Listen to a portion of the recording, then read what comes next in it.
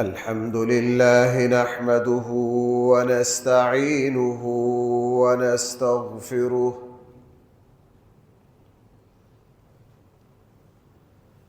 ونؤمن به ونتوكل عليه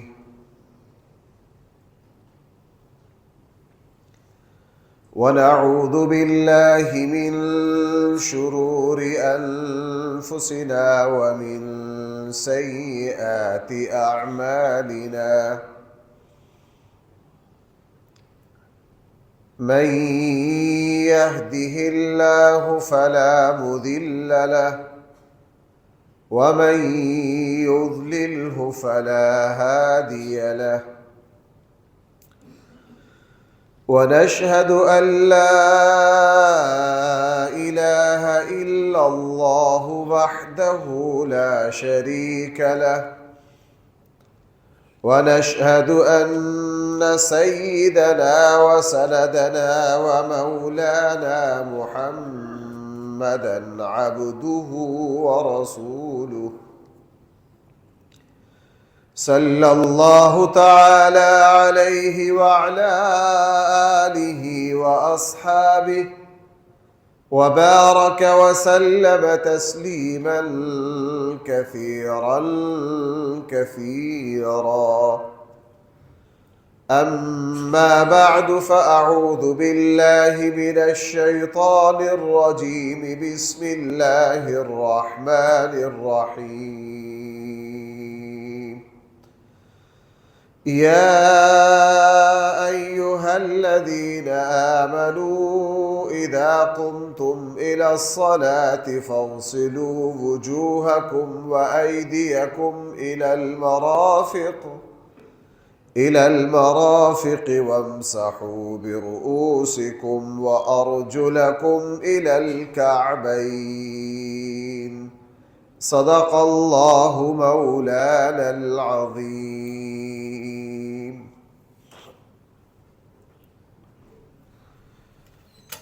محترم سامعین کرام، نبی کریم صلی اللہ علیہ وسلم نے ارشاد فرمایا کہ پاکیزگی جو ہے یہ آدھا ایمان ہے۔ سبحان اللہ، الحمدللہ کل قیامت والے دن نامہ اعمال کے میزان کو بھر دیں گے، اور فرمایا رسول اللہ صلی اللہ علیہ وسلم نے کہ سبحان اللہ الحمدللہ کا جو اجر ہے، اللہ تعالیٰ اگر اس کو ظاہر کر دے تو ان کا جو اجر ہے اس سے زمین و آسمان کے خلا کو پر کر دیا جائے۔ آگے رسول اللہ صلی اللہ علیہ وسلم نے فرمایا، لوگوں، نماز نور ہے، صبر ایک روشنی ہے،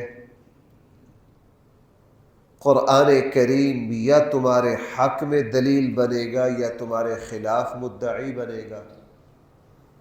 اور رسول اللہ صلی اللہ علیہ وسلم نے فرمایا کہ جس وقت صبح کو کوئی بندہ مومن نکلتا ہے، یا وہ اپنے آپ کو بیچ آتا ہے اللہ کے یہاں، یا وہ اپنے آپ کو برباد کر دیتا ہے۔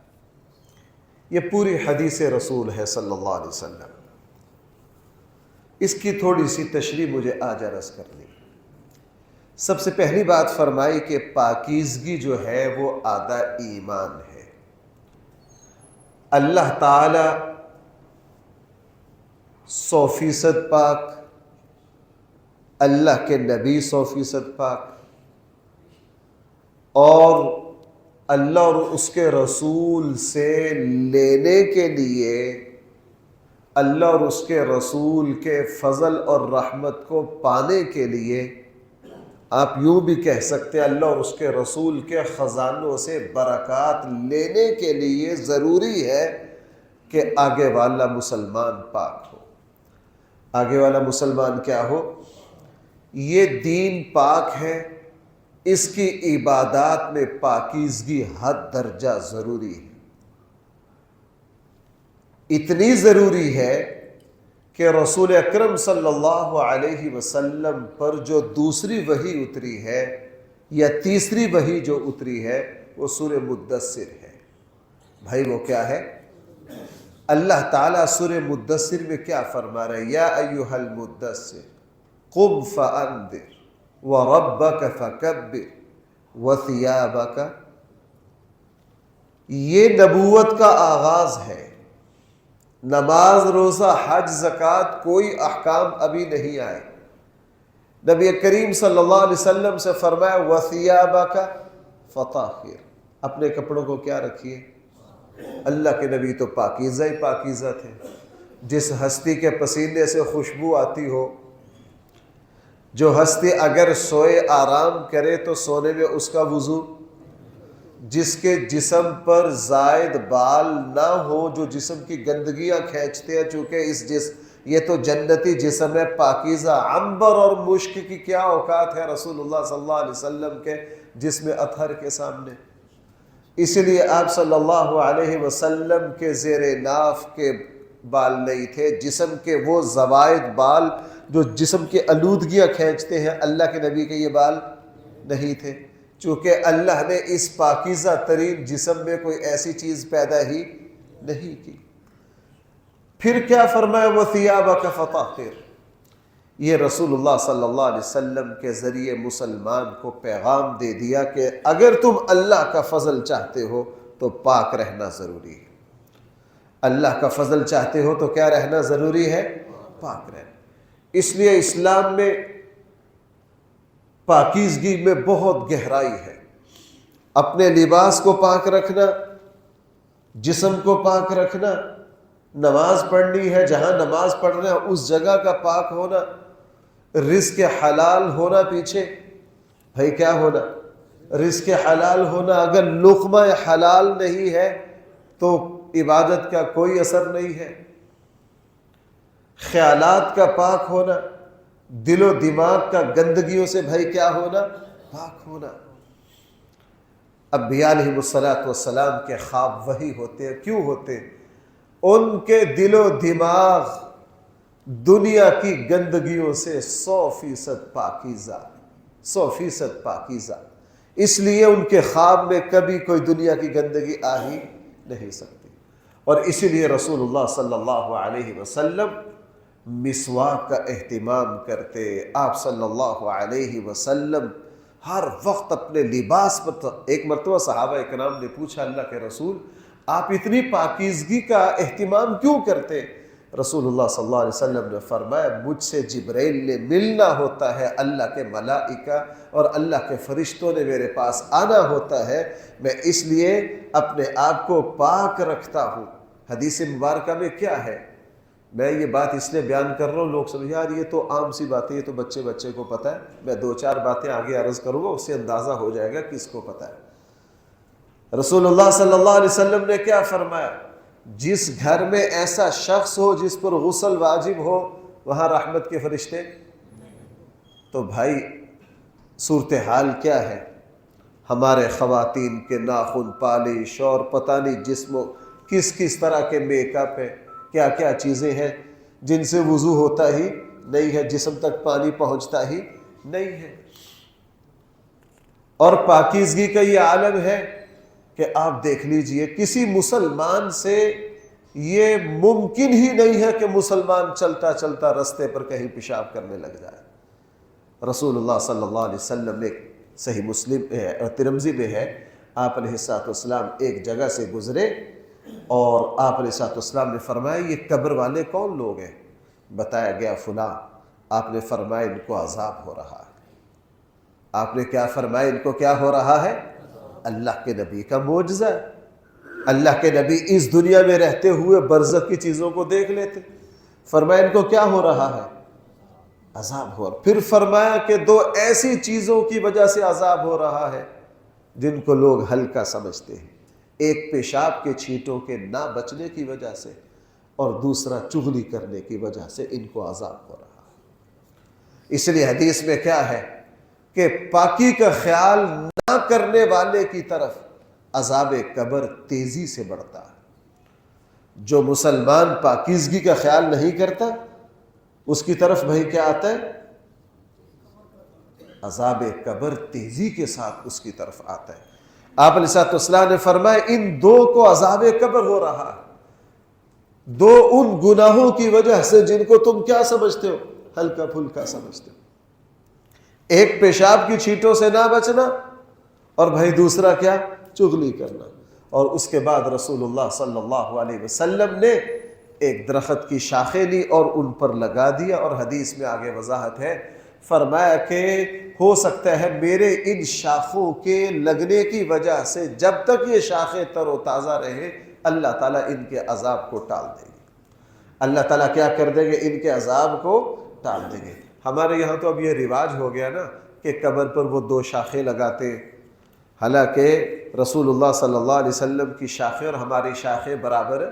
وہ تو بطور معجزہ تھا اللہ کے نبی کا۔ اللہ کے نبی نے کس لیے لگائی؟ اب بڑا اہتمام کرتے ہو، یار توڑو یارو، فلاں طرف پاؤں کی طرف شاخ رہ گئی۔ اور میں اکثر آپ سے عرض کرتا ہوں کہ تدفین میں ہم اکثر کام خلاف شرع کر رہے ہوتے ہیں، اور میرا مزاج تو آپ سمجھتے ہی ہیں کہ میں اس موقع پر کتنا کمزور اور بزدل رہتا ہوں۔ میں تو سیدھے سے بات ہے بولتا ہی نہیں ہوں، جو کہ اپنی عزت بچانی ہوتی۔ ہمیں پتہ ہوتا ہے نیچے کیا بچھا رہے ہیں، فوم بچھا رہے ہیں، ان کو کیا پتا کہ یہ بندہ جس جہان میں چلا گیا ہے وہاں کی جو سہولت ہے وہ جناب ان فوم اور گدے سے نہیں ہونی، وہاں کی راحت کس سے ہونی ہے؟ نیک عمل سے ہونی۔ میں نے شاید پہلے بھی کبھی حوالہ دیا ہو، پاکستان میں لاہور کا جو میو ہسپتال ہے اس کے ایم ایس رہے ہیں، بڑے دیندار آدمی تھے، تبلیغی جماعت سے ان کا تعلق تھا۔ انہوں نے ایک کتاب لکھی، دوبارہ یہ میں نے آج سے کم کوئی 24-25 سال پہلے نا یہ ایک چھوٹا سا رسالہ تھا، اور اس وقت یہ میرے ہاتھ لگی۔ وہ رسالہ دوبارہ میں نے بہت تلاش کیا، وہ مجھے کہیں سے مل نہیں سکا۔ انہوں نے اپنے مشاہدات لکھے، انہوں نے کیا لکھے، اور وہ بڑے دلچسپ تھے کہ ہمارے ہاتھوں میں مریض، اس میں عذاب قبر پر بھی انہوں نے ایک بات لکھی، یہ یاد رکھنے کے بات ہے۔ عذاب قبر پر انہوں نے یہ لکھا کہ لاہور میانی صاحب میں ایک قبر جو تھی، اس قبر بارش کسی وجہ سے گر گئی، دیکھا کہ اندر کوئی کیڑے کوئی ایسی چیزیں، اور جو ایک نوجوان نے اس قبر کو کھولا اور کسی عالم دین نے ان کو سمجھایا کہ یہ برزخ کے معاملات ہیں، ان کو اس طرح نہ کرو، لیکن اس نے وہاں جو میت کو جو عذاب ہو رہا تھا، جو بھی اژدہا کہہ لے جو بھی کہہ لے، اس کو چھیڑا اور وہ بھاگا، پیچھے لگ گیا، یہ بھاگا، آگے تھا پانی، یہ پانی میں گیا، اس چیز نے پانی میں اپنا منہ ڈالا اور اس کی ٹانگیں یوں شل ہو گئی۔ کہنے لگے اس مریض کو ہمارے پاس لایا گیا، یہ کوئی عام بندہ نہیں لکھ رہا، میو ہسپتال کے ایم ایس لکھ رہے ہیں۔ کہنے لگے اس بندے کو، نوجوان کو لایا گیا، ہم نے ایڑی چوٹی کا زور لگا لیا، کوئی پین کلر اس پر کام نہ کرے۔ مجھے متعلقہ ڈاکٹروں نے کہا سر یہ عجیب کیس ہے، ہم نے سب کچھ کر لیا، اس کی درد ہی نہیں رک رہی۔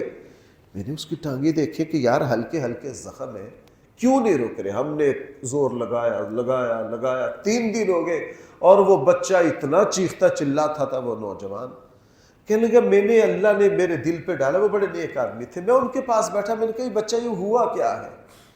کہنے لگا جب اس نے مجھے ساری تفصیل بتائی نا، میں نے کہا اوہ اللہ کے بندو پہلے بتاؤ، یہ مسئلہ دنیاوی دعائیوں سے حل ہونے والا نہیں ہے، یہ برزخ کے معاملات ہیں، تجھے کس نے کہا تھا کہ، اور بھائی اللہ نہ کرے اگر کسی کی قبر میں کوئی ایسی کیفیت محسوس ہو جائے، پہلا کام مسلمان یہ کرے کہ کسی سے تذکرہ نہ کرے۔ پہلا کام کیا کرے؟ ہم یہ کام غلط کرتے، میرا یہ موضوع نہیں، میں موضوع سے ہٹ جاؤں گا۔ میں اکثر دیکھتا ہوں لوگ جو ہیں جنازے کے بعد چہرہ دیکھ رہے ہوتے ہیں، ماشاءاللہ جی چہرہ بہت چمک رہا ہے، اچھی بات ہے، اگر چہرے پہ تھوڑا بہت سیاہی کا کوئی داغ دھبا آ جائے تو لوگ کیا کہتے ہیں؟ طرح طرح کے تبصرے کرتے ہیں، یہ گناہ ہے، یہ کیا ہے؟ گناہ ہے۔ حدیث مبارکہ میں ہے کہ جانے والے کے عیب پر کیا ڈالو؟ پردہ ڈالو. اگر کبھی کسی کے غسل میں کفن میں کوئی ایسی چیز محسوس ہو جائے اس کی طرف متوجہ نہ ہو, اپنے گناہوں کی طرف متوجہ ہو. کس کی طرف متوجہ ہو؟ اپنے گناہوں کی طرف. اور اللہ نہ کرے اگر کبھی ایسا ہو جائے تو بھائی قبر کو بالکل نہ چھیڑو, ایک طرف بیٹھ کر. ہمارے حضرت شیخ الحدیث مولانا زکریا صاحب کاندلوی نور اللہ مرقدہ نے یہ بات لکھی. حضرت کے پاس کچھ لوگ آئے کہ جی فلاں قبرستان میں ہم نے یہ دیکھا کہ جو میت ہے اس کے اوپر ایک اژدہا مسلط ہے, تو ہم کیا کریں؟ حضرت نے فرمایا اس کو چھوڑ دو, وہاں بیٹھ کر کچھ سورہ ملک. بھائی کون سی سورت؟ اس نصیحت کو کب عذاب قبر کو ٹالنے میں سب سے زیادہ دخل جو ہے وہ سورہ ملک کا ہے. وہ کس کا ہے؟ حدیث مبارکہ میں بھی ہے. اس لیے بھائی جب بھی قبرستان جاؤ سورہ ملک کی تلاوت کرو. بھائی کس کی تلاوت کرو؟ اس کو معمول بنا لو. اپنے جانے والوں کے لیے سورہ ملک پڑھ کے ایصال ثواب کرو. مجھ سے اکثر پوچھ رہے تھے مفتی صاحب میری والدہ کا کچھ دن پہلے انتقال ہو گیا, کیا پڑھوں؟ بھائی سورہ ملک زیادہ سے زیادہ پڑھو. چونکہ سورہ ملک حدیث مبارکہ میں آ گیا کہ یہ جو سورت ہے اللہ جل جلالہ اس کے لیے قبر کو کیا کر دیتے ہیں؟ حد نگاہ تک وسیع کر دیتے ہیں. برزخی آسانیاں اس سورت سے پیدا ہوتی ہے. اور حدیث میں یہ بھی ہے کہ یہ سورت کل قیامت والے دن اپنے پڑھنے والے کی سفارش کرے گی. اپنے پڑھنے والے کی کیا کرے گی؟ بہرحال تو وہ جو ایم ایس تھے وہ کہنے لگے کہ میں نے جب یہ صورت میں نے کہا ہو اللہ کے بندوں پہلے بتاتے یہاں دنیا کی کسی دوائی نے اثر. میں نے اس بچے کو کچھ چیزیں قرآن کی آیتیں سورہ ملک وغیرہ پڑھنے کے لیے کہا اور ورثاء کے ساتھ ہم بھی بیٹھ گئے. ہم نے 2-4 گھنٹے توبہ استغفار کیا, قرآن کی تلاوت کی اور سارا کچھ کیا. اور اس کے بعد وہ بچے سے پوچھا کہ طبیعت کس طرح ہے؟ کہنے لگے جی اب میرا درد کم ہو رہا ہے. اب کیا ہو رہا میرا درد؟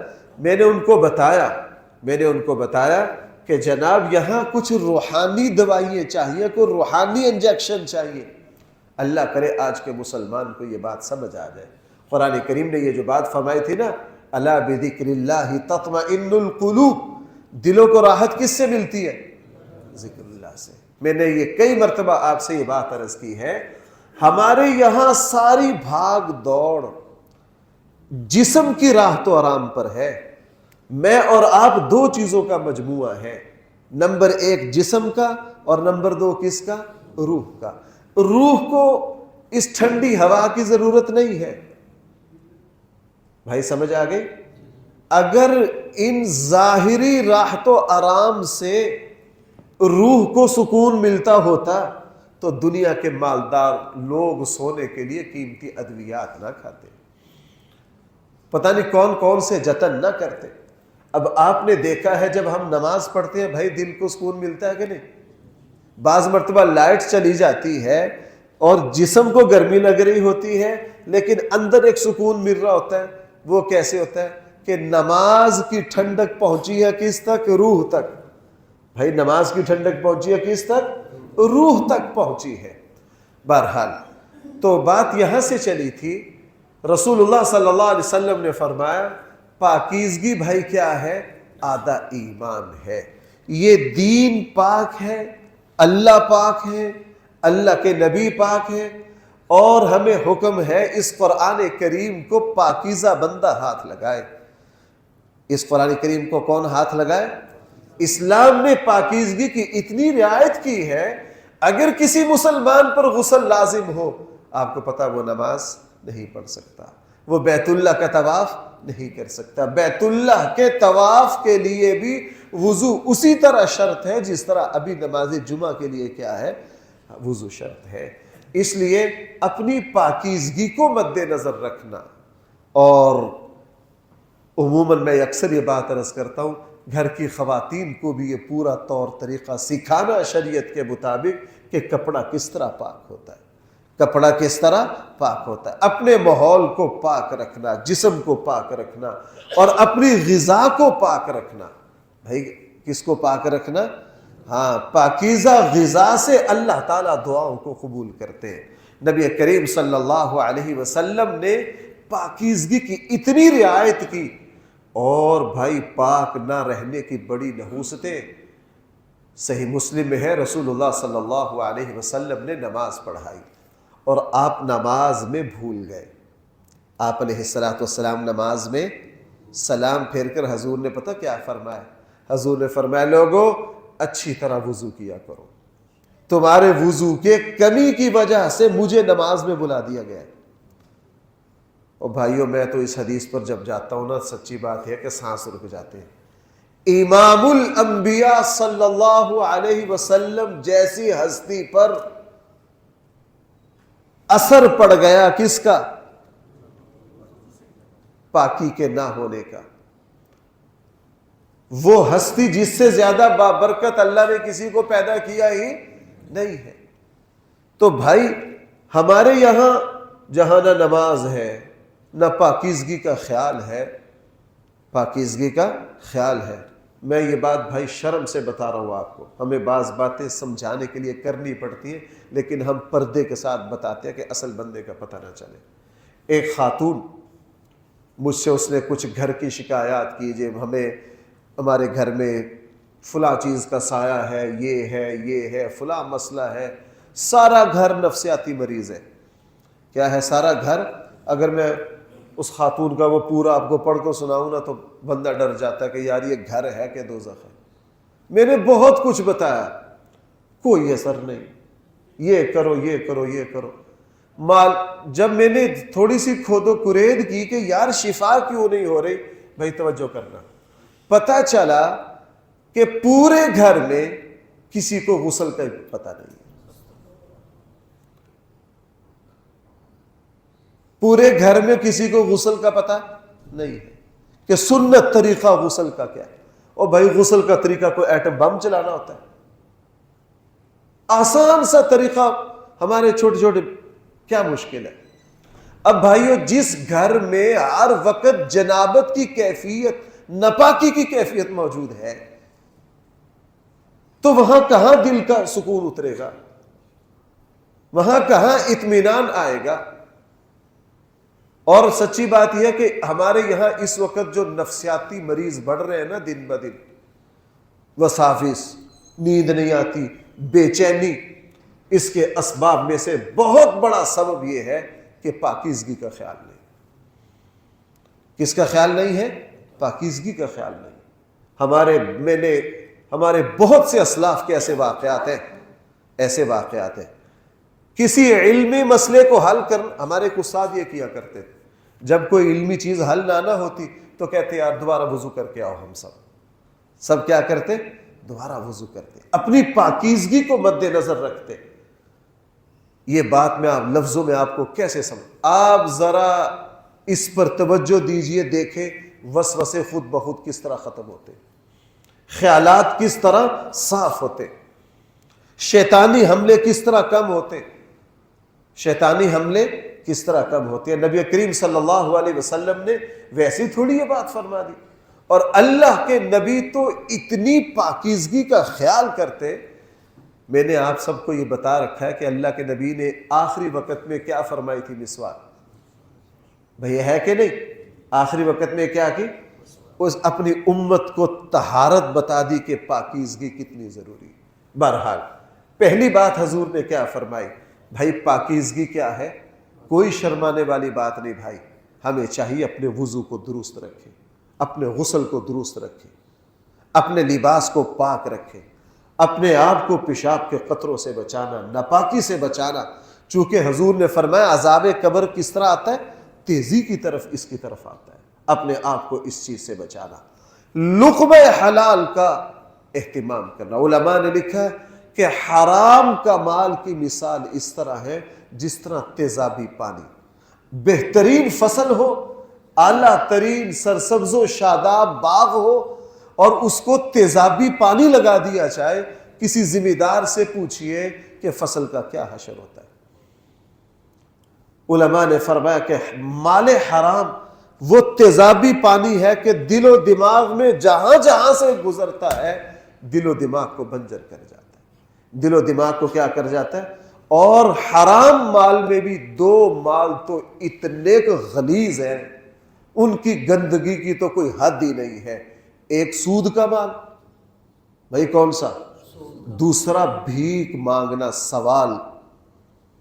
یہ دو مال تو اخبث الخبائث ہے بھائیوں۔ مال حرام حرام ہے، کیا ہے؟ حرام حرام ہے، لیکن سود اور جوا جہاں آ گیا یہ ایک ہی تاثیر رکھتے ہیں۔ آپ کسی جواریے کو پھلتا پھولتا نہیں دیکھیں گے۔ بھائی میں کیا بات عرض کر رہا ہوں، میں غلط تو نہیں کہہ رہا؟ آپ بھی معاشرے میں دائیں بائیں لوگوں کے حالات دیکھتے ہیں کہ نہیں؟ وقتی طور آپ دیکھیں گے سود خور اور جواریہ، جوا کھیلنے والا وقتی طور بہتر جا رہا ہے، لیکن آپ کو چند مہینوں کے بعد پتہ چل جائے گا کہ بڑا غرق ہو گیا۔ اور دوسرا بھائی کیا؟ بھیک مانگ، سوال۔ بھیک مانگا ہوا مال نسلوں کو ویران کر دیتا ہے۔ رسول اللہ صلی اللہ علیہ وسلم نے اس لیے اس پر لعنت فرمائی ہے۔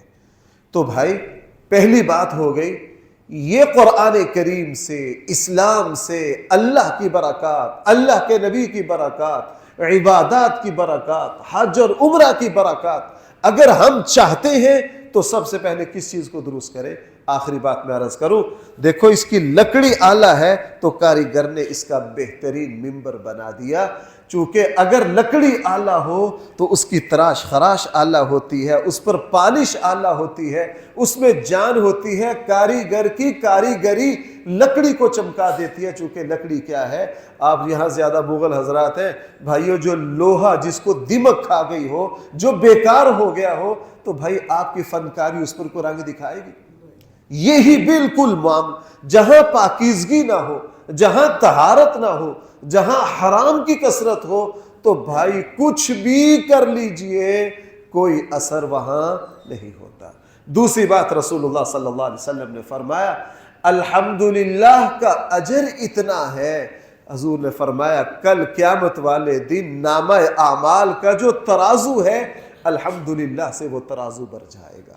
اور رسول اللہ صلی اللہ علیہ وسلم نے فرمایا سبحان اللہ اور الحمدللہ، یہ دو کلمے ایسے ہیں اگر اللہ تعالیٰ ان دو کلموں کے ثواب کو اس دنیا میں وجود دے دے تو زمین و آسمان کے درمیان کا خلا پر ہو جائے، درمیان کا خلا کیا ہو جائے۔ اور امام بخاری رحمہ اللہ نے اپنی صحیح بخاری کو جب مکمل کیا تو آخری حدیث کیا لائے؟ لوگوں حضور کے اس ارشاد پر کلمتان خفیفتان علی اللسان ثقیلتان علی المیزان، لوگوں دو کلمے ہیں جو زبان پر کیا ہے، بالکل ہلکے پھلکے۔ سبحان اللہ الحمدللہ کیا زور لگا، دو کلمے ہیں زبان پر کیا ہے، بالکل ہلکے پھلکے، لیکن ثقیلتان نامہ اعمال میں بہت وزنی۔ سبحان اللہ و بحمدہ سبحان اللہ العظیم، یہاں اپنی صحیح کو مکمل کیا۔ اور بھائیوں حقیقت پتہ کیا ہے، جیسے ڈالر ہے نا، ڈالر $1000 ہو، دیکھنے میں وہ بھی نوٹ ہے، آپ $1000 جو لے کر چلے جائیں بیچارے کسی ریڑھی والے کے پاس جس کو ڈالر کا کوئی پتہ نہیں، اس کو آپ $1000 دیں، وہ پہلی دفعہ اس نے دیکھا وہ کہے گا جی یہ کیا، یہ تو 2 نمبر پیسے، اس کو کیا پتا $1000 کتنے پیسے بنتے ہیں۔ اور آپ اگر کسی ماہر کو $1000 دیں گے اس کو پتا ہوگا اس میں کتنی قوت ہے، اس میں کتنی قوت ہے۔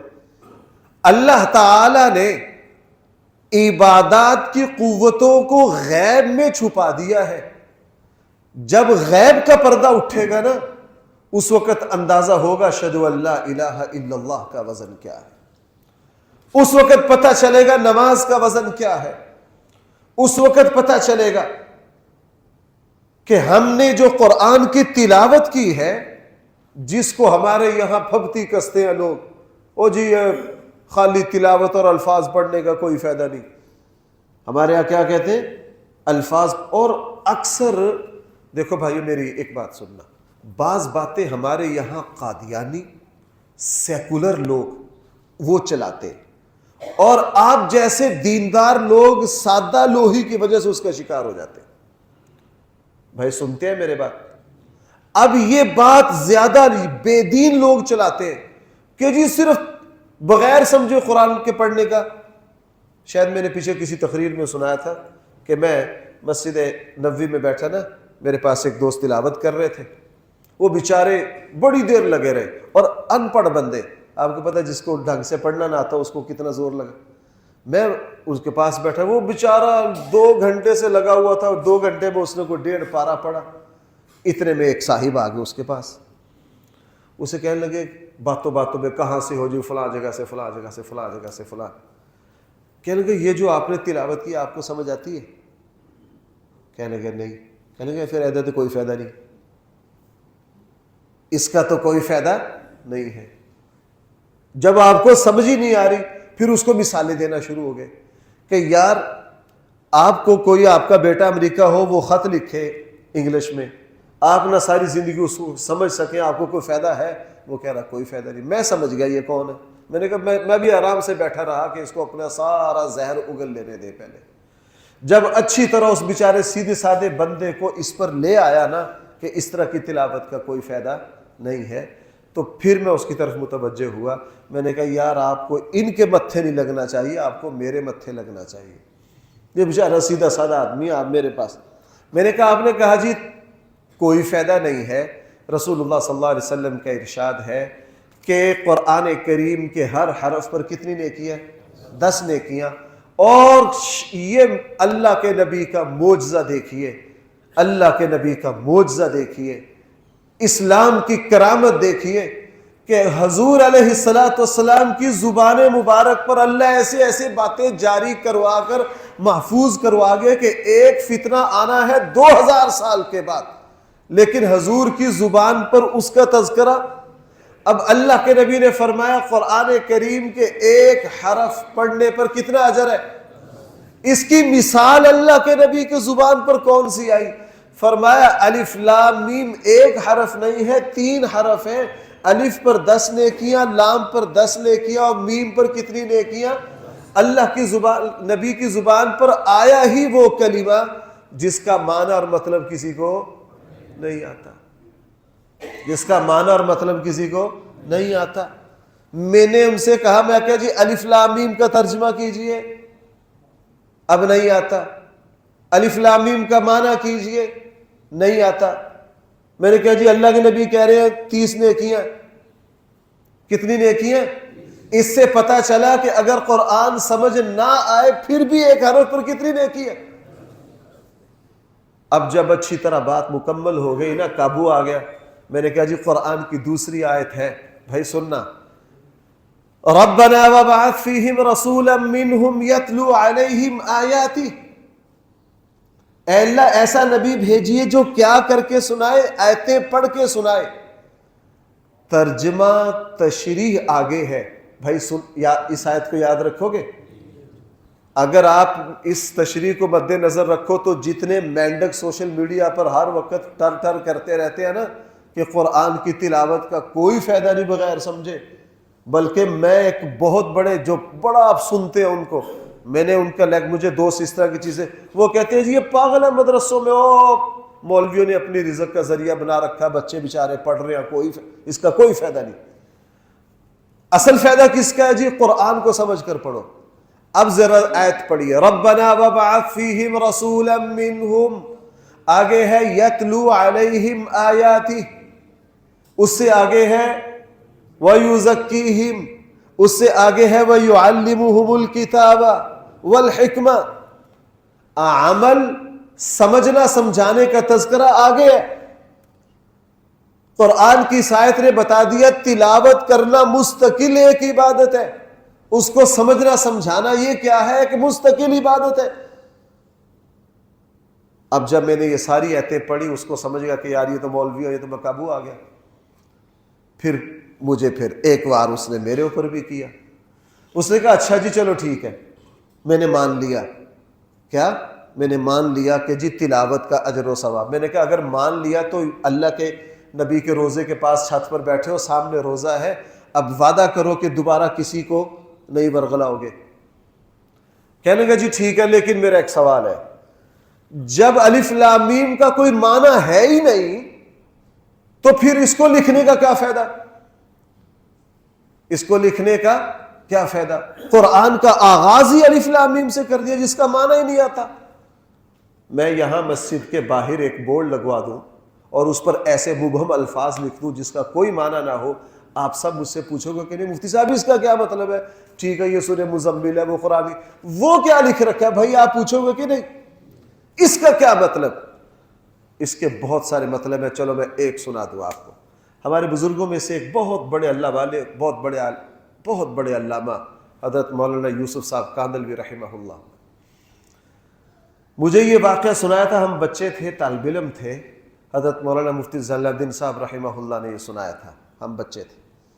کہنے لگے کہ حضرت جی مولانا یوسف صاحب قرآن کی تلاوت کر رہے تھے، ہم علماء کی جماعت ان کے پاس بیٹھے تھے، تو جب الف لام میم لگے نا شروع کرنے تو حضرت جی مولانا یوسف صاحب آنکھیں بند کر کے بڑی دیر بیٹھے رہے ہوں۔ تھوڑی دیر کے بعد ہم سب کو بلا لیا، کہا بھائی یہ قرآن کا آغاز ہے، سورہ بقرہ کہاں سے شروع ہو رہی ہے؟ کہاں سے؟ بھائی یہ قرآن کا آغاز ہے، پہلا ہی آغاز وہاں سے کر دیا جس کا معنی اور مطلب کسی کو نہیں آتا، تو اللہ نے اس جملے سے قرآن کا آغاز کیوں کیا جس کا معنی مطلب کسی کو آتا ہی نہیں؟ ہم سے سوال کہ مفتی ضیاء الدین صاحب کہنے لگے، میں نے حضرت سے فرمایا حضرت جی تفسیروں میں سارے جوابات لکھ رکھے ہیں، وہ ہم پڑھتے پڑھاتے ہیں، اس وقت اللہ نے آپ کے دل پر جو بات ڈالی ہے وہ ہمارے حوالے کیجئے، وہ کیا ہے؟ تو حضرت جی مولانا یوسف صاحب نے فرمایا کہ مجھے یہ سمجھ آتی ہے کہ قرآن کریم ہر بڑے سے بڑا علامہ، بڑے سے بڑا مفسر، بڑے سے بڑا شاعر، بڑے سے بڑا پروفیسر، بڑے سے بڑا شیخ الحدیث، بڑے سے بڑے مفسر کو سب سے پہلے جھنجھوڑتا ہے، اس کو اپنی جہالت کا اعتراف کروا کے اس میں عاجزی پیدا کرتا ہے، اس کے جو علم کا خناس ہوتا ہے نا دل و دماغ میں، قرآن کریم سب سے پہلے وہ نکالتا ہے۔ جب قرآن شروع کرتا ہے بڑے سے بڑا مفسر، اور اگرچہ اس نے 100 جلدوں میں قرآن کی تفسیر لکھی ہو، لیکن جب وہ سورہ بقرہ شروع کرتا ہے الف لام میم تو کہتا ہے اللہ اعلم بمرادہ، یہ وہ کلمہ ہے جس کی تشریح اللہ اور اس کے رسول جانتے ہیں، میں نہیں جانتا۔ یہ جو اعتراف جہالت ہے، اے اللہ مجھے کچھ نہیں آتا، اور بھائی آج تو ہم سب یہ کہتے ہیں نا ہمیں سب کچھ آتا ہے، کیا؟ امام مالک کا مقولہ ہے لا ادری نصف العلم، یہ کہنا کہ میں نہیں جانتا یہ آدھا علم ہے۔ بھائی سنتے ہیں میرے بات؟ یہ کہنا کہ میں نہیں جانتا یہ کیا ہے؟ آدھا علم ہے۔ میرا یہ موقع نہیں ہے امام الانبیاء صلی اللہ علیہ وسلم کی زبان مبارک پر ایک نہیں 10 احادیث میں ہے، صحابہ اکرام نے سوال کیا، فرمایا لا ادری، میں نہیں جانتا، اللہ سے پوچھ کے بتاؤں گا۔ میں نہیں جانتا کس سے پوچھ کے بتاؤں گا؟ اللہ سے پوچھ کے۔ بہرحال بات دور چلی گئی، حدیث یہ چل رہی تھی، فرمایا پاکی کیا ہے؟ بولو بھائی جملہ آپ نے مکمل کرنا تھا کہ میرے ساتھ چلو۔ پاکی کیا ہے؟ آدھا ایمان۔ فرمایا کہ الحمدللہ سے نامہ اعمال کا میزان بھر دیا جائے گا، اور فرمایا سبحان اللہ اور الحمدللہ میں اتنا اجر ہے، اتنا اجر ہے کہ اگر اللہ اس اجر کو وجود دے دے تو زمین و آسمان کے درمیان کا خلا کیا ہو جائے گا۔ اور بھائیو حقیقت یہ ہے کہ ابھی سجدے میں ہم نے جو 3 مرتبہ 4 مرتبہ 5 مرتبہ سبحان ربی الاعلیٰ کہا ہے، اس کا پتہ قیامت والے دن چلے گا کہ اس کا کیا اللہ کیا اجر دیتے ہیں۔ کیا اور آگے رسول اللہ صلی اللہ علیہ وسلم نے فرمایا لوگوں نماز جو ہے ایک نور ہے۔ نماز کیا ہے؟ نور ہے۔ اب مجھے اور آپ کو یہ دیکھنا ہے کہ میری اور آپ کی نماز نور ہے یا نہیں۔ اس نور کا مطلب کیا ہے؟ نور کا مطلب کیا ہے؟ روشنی تو ہے ہی ہے، لیکن یہاں کیا مراد ہے اس کو سمجھیے۔ فرمایا کہ نماز میں چلو حقیقی نماز وہ ہے، بھائی کیا توجہ کرنا، حقیقی نماز وہ ہے جب بندہ نماز پڑھتا ہے تو اس کو غلط اور صحیح جہالت اور علم، کفر اور شرک، سنت اور بدعت، سچ اور جھوٹ، جو بندہ صحیح طور پر قرآن نماز پڑھتا ہے، اللہ اس کے دل و دماغ میں ایسا نور پیدا کر دیتے ہیں کہ وہ اپنی نماز کی اس روشنی کے ذریعے دنیا میں غلط صحیح کا فیصلہ آسانی سے کر لیتا ہے۔ بھائی میری بات سمجھے، نماز اگر صحیح طور پر پڑھی جائے سوال ہی پیدا نہیں ہوتا۔ وہ نماز نہیں ہے جو زندگی پر اپنا اثر نہ چھوڑے، وہ نماز نہیں ہے جو زندگی پر اپنا اثر ہمارا۔ اسی لیے ہوتا کیا ہے کہ نماز بھی ہم پڑھ رہے ہیں اور ساتھ ساتھ گناہ بھی، یہ کوئی نماز نہیں ہے۔ بھائی دودھ کا پتہ کیسے چلے گا؟ بڑی بڑی لیبارٹریاں آ گئی، کسی ذمہ دار سے پوچھو۔ اور چند دن پہلے، 3-4 مہینے پہلے میں یہاں بیان کے لیے گیا تو وہ ہمارے شاگرد اور وہ ذمہ دار ہیں، بھینسیں رکھی ہوئی ہیں، تو مجھے ڈیرے پر بیٹھے وہ دودھ نکال رہے، تو ان کے ابا جی سے میں نے کہا بھائی صاحب اب تو بڑی بڑی مشینیں آ گئی ہیں 10-10 لاکھ کی، کیسے پتہ چلتا ہے خالص دودھ کا؟ کہنے لگا مفتی صاحب تھوڑے شہر آل واسطے مشیناں نے، ہماری تو زبانی مشین ہے، ہم تو ایک قطرہ زبان پہ رکھیں گے، ذمہ دار کو پتہ ہے کیا خالص ہے کیا خالص ہے نہیں ہے۔ اب کون سی نماز خالص ہے؟ جس نماز نے زندگی پر اثر ڈالا وہ خالص ہے۔ اب جو بندہ نماز بھی پڑھ رہا ہے اور ساتھ ساتھ بے ایمانی، کرپشن، 2 نمبری، جھوٹ، دوسروں پر ظلم، سب کچھ کر رہا ہے، تو بھائی اس کی نماز نور بنی؟ اس کی نماز ہرگز نور نہیں بنی۔ نماز وہ ہے، میں نے بھائی اس پر بہت غور کیا، ہم اگر کچھ بھی نہ کریں صرف نماز کو سمجھ کر پڑھ لیں تو نماز ہی ہماری زندگی میں انقلاب پیدا کر دے۔ نماز بندے کو وہ سمجھ دے دیتی ہے کہ مجھے کیا کرنا ہے کیا نہیں کرنا۔ نماز سے وہ سمجھ آتی ہے کہ میری زندگی میں کہاں کہاں کوتاہیاں ہیں۔ اس لیے صحابہ اکرام کیا کہتے تھے ان کے یہاں، آپ کیا سمجھتے ہیں حضرت عمر نے ویسے ہی گورنری کے لیے بنیادی چیز کس کو قرار دیا تھا؟ بھائی اتنا تو آپ سارے جانتے ہیں کہ نہیں؟ حضرت عمر رضی اللہ عنہ کا کیا فیصلہ تھا؟ جب کسی کو گورنر بنانا ہوتا تو کیا کرتے؟ بولو بھائی، آج کل کے لوگ کہتے ہیں تو مولوی علی گلہ نے، ان کے یہاں اس کا مفہوم اتنا سادہ نہیں تھا۔ وہ سمجھتے تھے کہ جو نماز صحیح پڑھ سکتا ہے، اور صحیح نماز ہوتی وہ ہے جو زندگی کا رخ پلٹ دیتی، جو کیا کرتی ہے؟ زندگی کا رخ پلٹ دیتی ہے، زندگی کی کایا پلٹ دیتی ہے۔ ہمارے یہاں کیا ہے؟ ہم نماز بھی چل رہی ہیں، ساتھ ساتھ پتہ نہیں کون کون سے گناہ بھی چل رہے ہیں۔ اس سے پتہ چلا کہ ہم نے نماز صرف یہ جو اٹھنا بیٹھنا ہے نا، اس کو سمجھ رکھا ہے۔ نماز ہے ہی وہ جو کس کو، اس لیے علماء نے ایک بات لکھی ہے کہ صحابہ اکرام جب یہ دیکھتے نا کہ 24 گھنٹے میں مجھ سے فلاں جگہ غلطی ہوئی ہے، وہ فوراً چیک کرتے کہ او ہو ان دنوں میری نماز میں کیا کوتاہی ہو رہی ہے۔ چونکہ میری نمازوں میں کوتاہی ہو رہی ہے، اس کا اثر آیا ہے کہ میری زندگی میں فلاں جگہ خرابی آ گئی، اس کا اثر آیا۔ اس لیے صحابہ اکرام کس طرح نماز پڑھتے، آپ ذرا ایک واقعے سے تھوڑا تصور کرو۔ آپ کو پتا حضرت عمر رضی اللہ عنہ پر حملہ کہاں ہوا؟ بھائی بولو۔ اب ان کی نماز کس درجے کی تھی کہ ایک تو حضرت عمر رضی اللہ عنہ نماز پڑھ رہے ہیں، پتہ ہی نہیں چلا کہ محراب میں بندہ چھپا ہوا ہے، اور حضرت عمر رضی اللہ عنہ کو برچھی لگی، گر گئے۔ صحابہ اکرام نے سب نے نماز توڑ دی۔ بھائی کیا ہے؟ نہیں، حضرت عبد الرحمن بن عوف آگے بڑھے، انہوں نے پہلے کیا کیا؟ نماز مکمل کی۔ بھائی نماز کیا کی؟